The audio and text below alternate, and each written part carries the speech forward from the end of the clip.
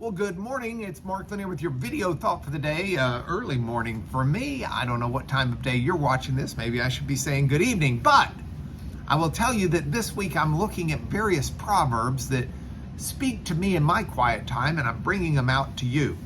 Now, it's baseball playoff time, and I'm sure everyone watching this video supports the Astros. Go Stros. It's college football time. I'm sure there's many people watching this that support one team or another. It's plain football time, pro football. You've probably got a team or two you support there. But sports is probably fresh in my mind because of that. My question to you is this: who do you support?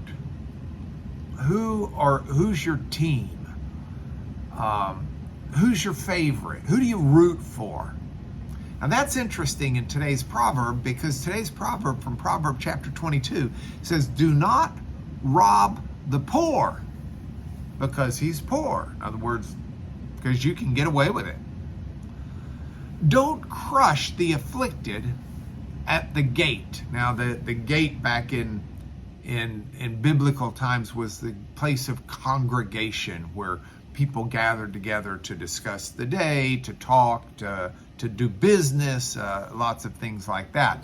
So don't rob the poor because he's poor, because you can get away with it. Don't crush the afflicted. Don't get on top of those who are already having a tough time and take advantage of them simply because you can.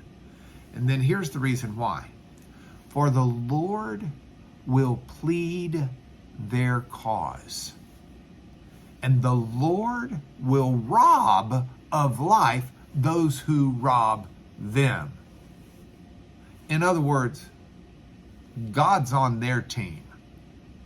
They're the ones that God's rooting for.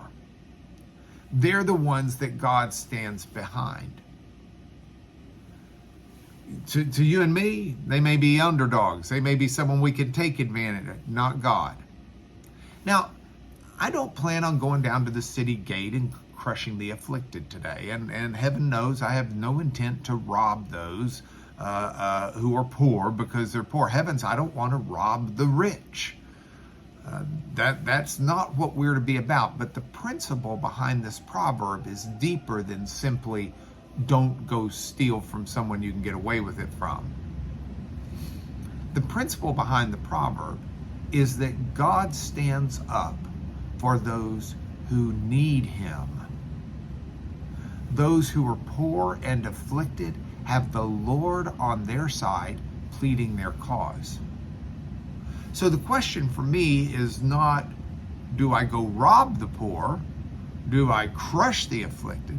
The question for me is, do I join the Lord in standing up for the poor and for the afflicted? Do I seek to come to their aid? Do I seek to come to their rescue? Will my eye be out today for those who need help? And then when I see them, may my resources and my thoughts be there and my energies be there to help them.